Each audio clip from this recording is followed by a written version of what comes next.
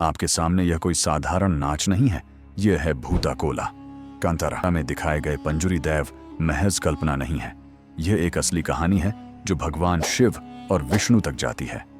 कैसे एक जंगली सुअर बना जंगल का रक्षक? कौन है वो खूंखार गुलिगा दैव, जिससे तुलुनाडु के लोग पंजुरी से भी ज्यादा डरते हैं? आज शिव पावर्ड माइंड पर हम जानेंगे सदियों पुरानी इस परंपरा का असली सच, जहां देवता खुद जमीन पर आकर न्याय करते हैं। इस रहस्यमय सफर के लिए तैयार हो जाइए।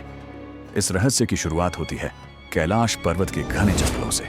हमारी कहानी का पहला देवता है पंजुरी दैव, जिसका जन्म एक जंगली सुअर के रूप में हुआ था। माता पार्वती जी उनसे बहुत प्यार करते थे। बचपन में यह सुअर काफी शांत था, पर बड़ा होते ही इसने कैलाश के पेड़ पौधों को नष्ट करना शुरू कर दिया।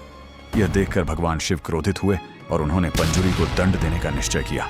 लेकिन तभी माता पार्वती सामने आई। उन्होंने शिव जी को समझाया कि यह उसका दोष नहीं, बल्कि प्रकृति का स्वभाव है। पार्वती की विनती पर शिव जी का गुस्सा शांत हुआ। भगवान शिव ने उसे दंड देने की बजाय एक बड़ी जिम्मेदारी सौंप दी।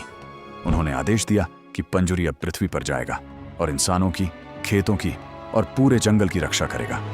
पूजा शुरू होती है। ढोल की थाप तेज होती जाती है।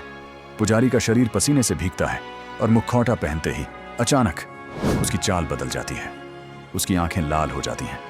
अब वह कोई साधारण इंसान नहीं रहा, वह खुद पंजुरी है। देवता जमीन को छूता है और गर्जना करता है, यह भूमि अब सुरक्षित है। पंजुरी दैव सिर्फ रक्षक नहीं है, वह न्यायाधीश भी है। गांव में जिसने झूठ बोला, अपराध किया या जमीन हड़पने की कोशिश की, वह पंजुरी की लाल आंखों से बच नहीं सकता। बिना कुछ पूछे देवता अपराधी को उसका गुनाह और उसका दंड बता देता है। कहा जाता है कि एक राजा ने पंजुरी का अपमान किया तो भूताकोला अनुष्ठान के अगले ही दिन उसकी मौत हो गई। गांव में कहावत है, पंजुरी से बड़ा कोई न्यायाधीश नहीं।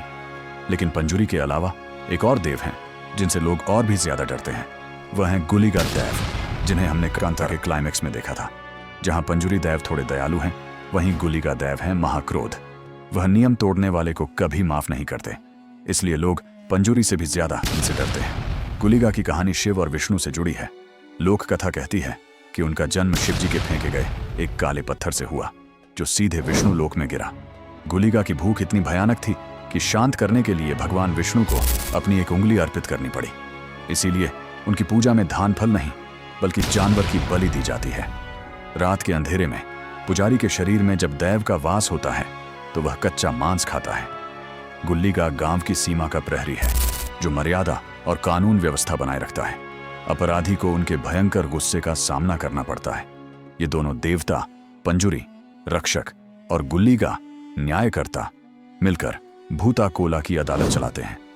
यह अदालत किसी लिखित कानून पर नहीं, बल्कि दैवीय परंपरा से लिखे गए न्याय पर चलती है। आपकी क्या राय है इस अनोखी आस्था के बारे में?